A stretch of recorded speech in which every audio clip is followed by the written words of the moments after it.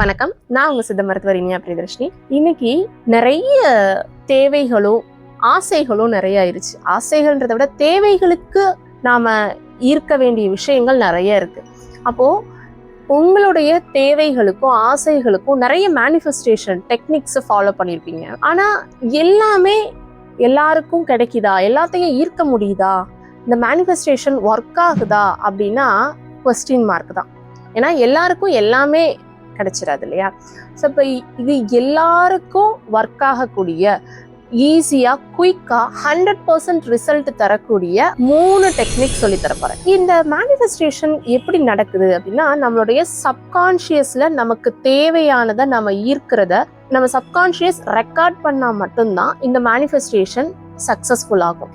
இப்போ இதை எப்படி அந்த சப்கான்ஷியஸ்ல நாம ரெக்கார்ட் பண்றது, நமக்கு தேவையான விஷயத்தை எப்படி ஈர்க்கிறது அப்படின்னா, அதுக்கு முதல்ல நம்மளுடைய மனமும் இந்த பிரபஞ்சமும் ஒருநிலைப்படணும்.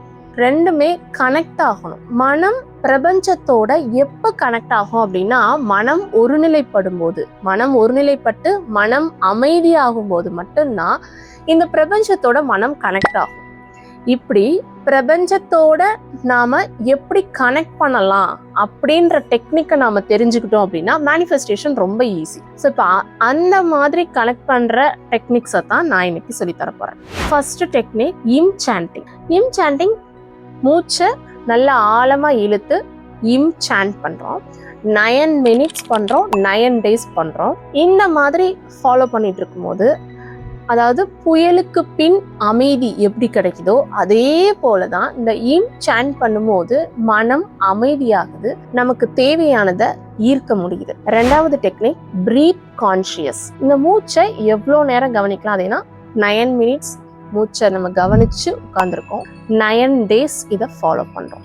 இந்த மாதிரி பண்ணும்போது நம்மளுடைய மனம் அமைதியாகுது, ஈஸியா பிரபஞ்சத்தோட கனெக்ட் ஆக முடியும். மூணாவது டெக்னிக் மௌனம். இந்த மௌனம் எப்படி மௌனம் அப்படின்னா, நம்ம உடல் அசையாம சும்மா உட்கார்ந்துருக்கோம், அவ்வளவுதான், பேசாம உட்கார்ந்துருக்கோம். இப்போ மொபைல்லாம் சுவிட்ச் ஆஃப் பண்ணிட்டு யாரு கூடயும் பேசாம நம்ம அமைதியா உட்காந்துக்கணும் சும்மா. இப்போ நம்ம மௌனமா உட்கார்ந்துருக்கும் போது எனக்கு தாட்ஸ் வருது, நிறைய தாட்ஸ் வருது போகுது அப்படின்னா அதை பத்தி நீங்க கவலைப்பட வேண்டாம்.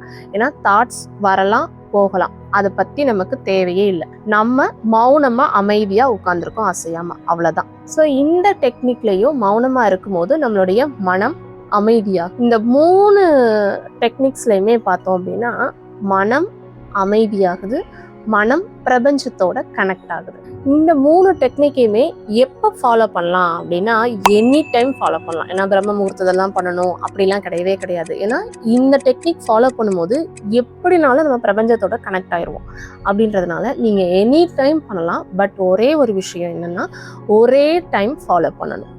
இது 3ல நீங்க ஏதாவது ஒன்று ஃபாலோ பண்ணாலே போதும், உங்களுக்கு தேவையானதை ஈஸியாகவும் 100% ரிசல்ட் தரக்கூடிய ஒரு குயிக்கான மேனிஃபெஸ்டேஷன் டெக்னிக் தான் நான் இப்போ சொல்லியிருக்கேன். இதை நீங்கள் ஃபாலோ பண்ணி பார்த்து உங்களோட ரிசல்ட் எப்படி இருக்குது அப்படின்றத கமெண்ட்ல சொல்லுங்கள்.